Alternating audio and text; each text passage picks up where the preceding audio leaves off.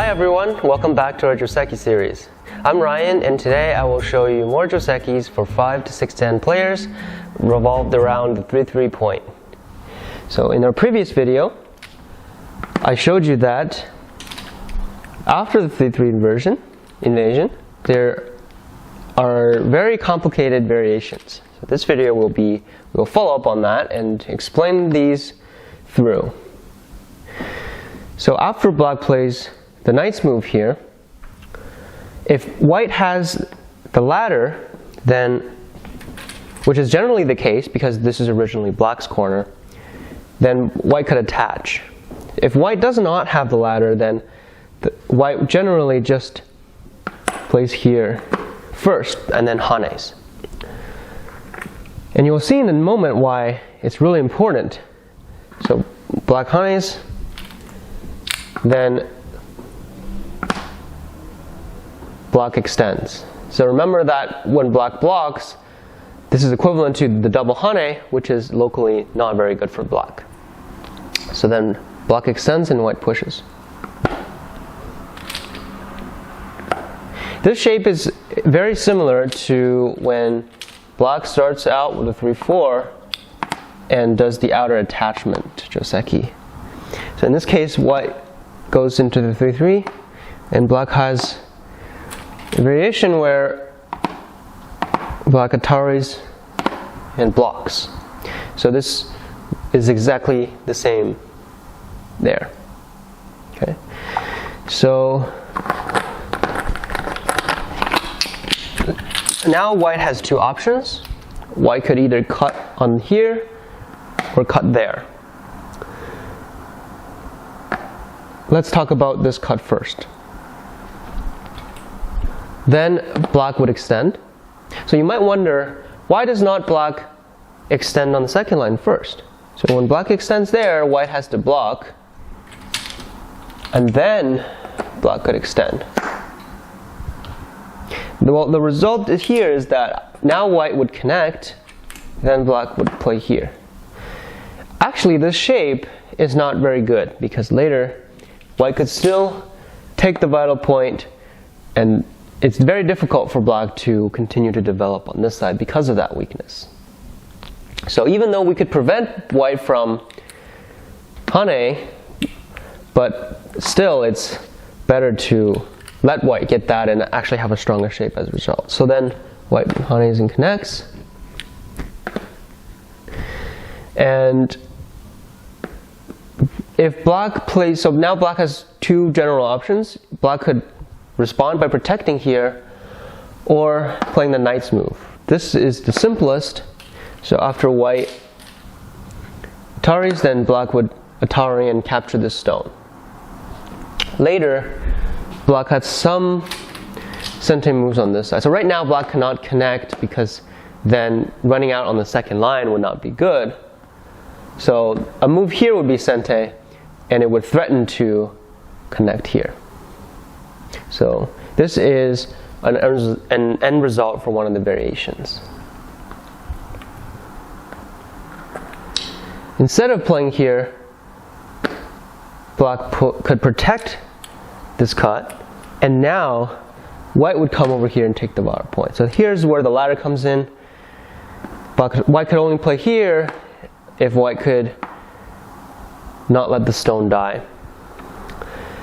And so if white has the ladder, white would play here, and if black plays the tiger's mouth, white would extend, and if black ataris here, then this is the first complicated variation that we have. So if black just connects, then white could jump, and then white could press black down, and this would be an uncomfortable shape. So if black ataris, then if white descends, then black could connect, and now white has to go in the corner, so then black could get the first move outside. So that was the main difference there. So then now white is unhappy, so white could throw in. But before doing that, white would exchange this Atari here to be able to use the ADG on these two stones later.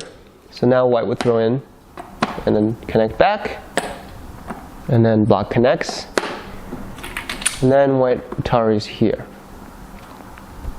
So then black extends, and then Hanes, to sacrifice one stone, white has to capture that stone. And now we're in a liberty fight.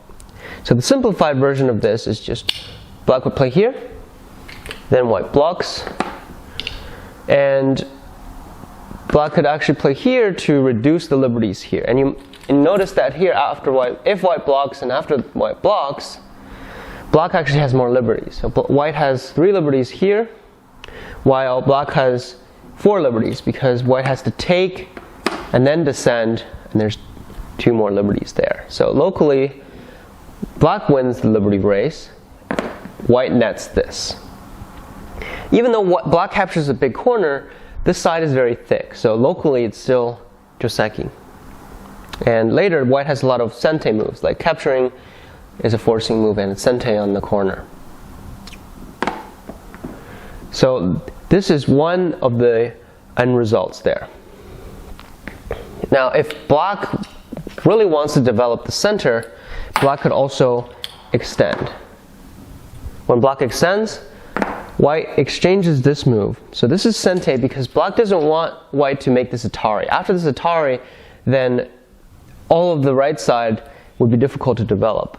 So then black extends, and then white captures the side, black nets and connects,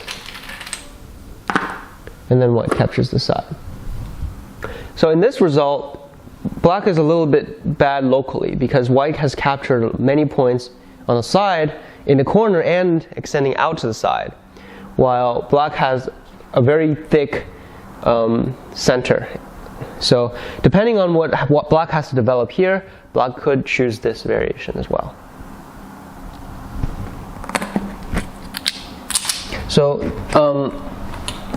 the key thing here is that black cannot play here, because after that white could come out still because of this. So now you can see where this Atari comes in, because now white could come out this way. And then Atari. So black has to capture, and now after this Atari, now white could Atari on this side. Now black is in trouble, because black doesn't want white to spend one move and capture these 3 stones clean. So black has to run out, and now when white captures, there's no way for black to capture these center stones. And because of these exchanges, these stones are already dead compared to the corner, because now after white captured this stone, there's no extra liberty there. So these stones are already dead, and black cannot capture these. So be careful here when playing out this version of the Joseki. And so remember that end result, black captures, then white captures. So that's the result there. Oh, sorry, I forgot about that stone. So remember that result.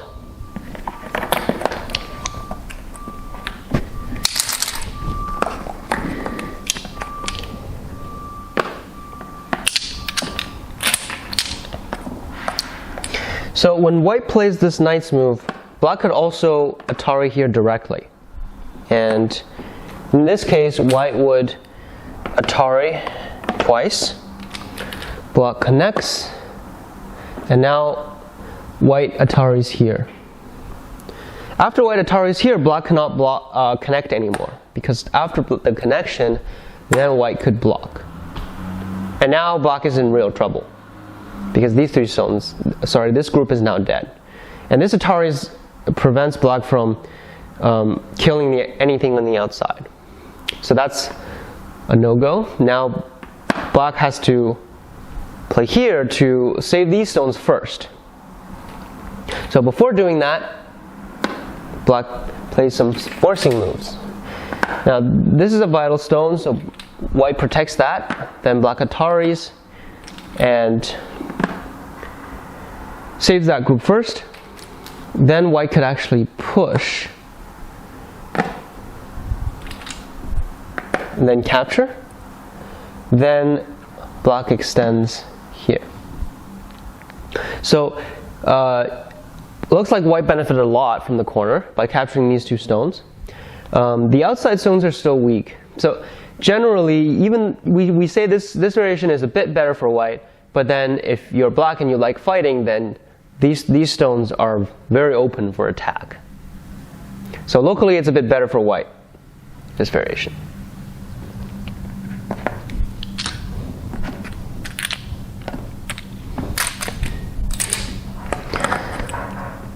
So these are the main variations for when white cuts below.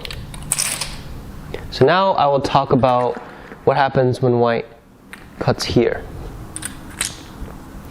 So black has to, locally this is the Tsuji, then white extends here. So black has to extend and white hanes. So in the previous video I went through the variations when black protects, then white would descend and black would cut and push all the way to the bottom, and then settles both sides while white takes the corner. But instead of that, black has another variation where black hanes, which then white makes the tiger's mouth.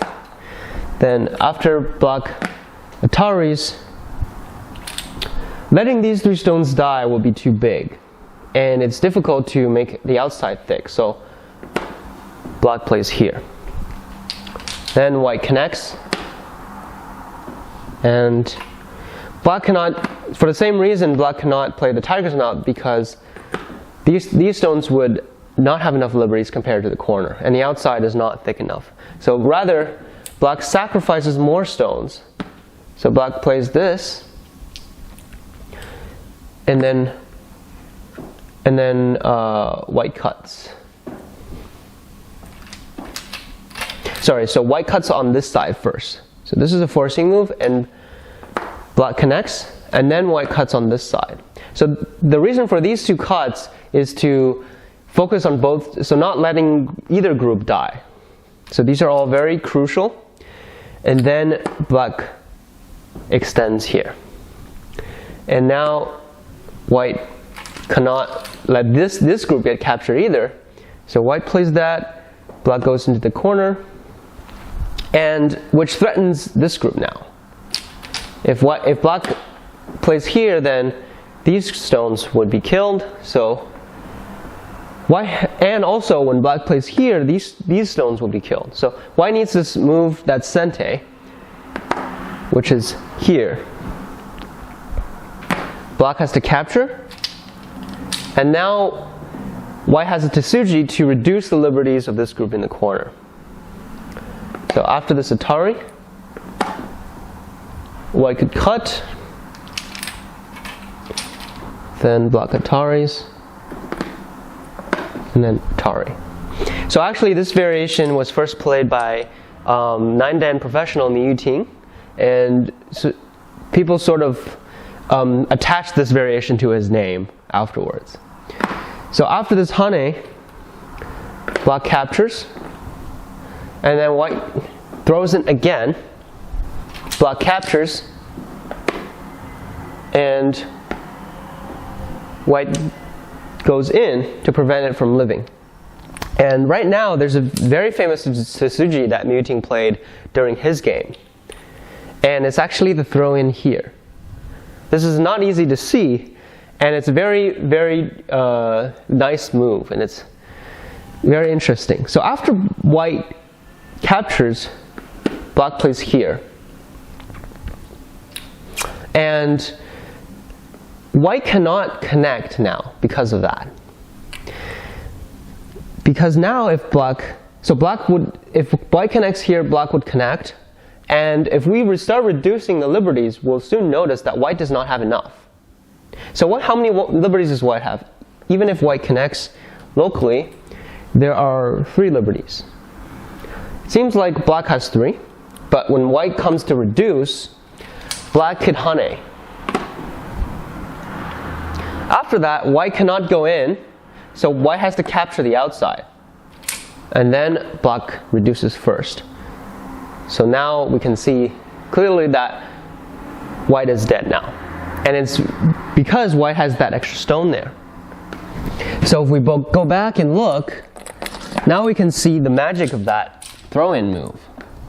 If black just plays here, then when white connects, black has to connect this to make that eye. And now when white connects here, we can see that white has more liberties, right? White has 1, 2, 3, 4, 5 instead of 4. So now we can see how that throw-in really helped. So after the throw-in, then black could play Kasumi. And now white cannot connect here because they would end up dying, so white has to connect here instead. So that's a very important move to know. And after that, this locally becomes Seki, but black doesn't want Seki because if black reduces the liberty, white has benefited a lot on that side. So if it still ends up being Seki, white has a better white is facing the better direction and capturing more stones. So instead, black pushes out, white captures, black extends, and then white comes back to capture this group. So this is sort of a muting Joseki from the 3-3 invasion. So here are the explanations for the 3-3 invasion and the follow-up Josekis. If you have any questions about today's Joseki problems, leave us a comment below and go to our website. Follow us on Facebook and Twitter, and don't forget to subscribe below. I am Ryan Lee. Thanks for watching, and I will see you next time.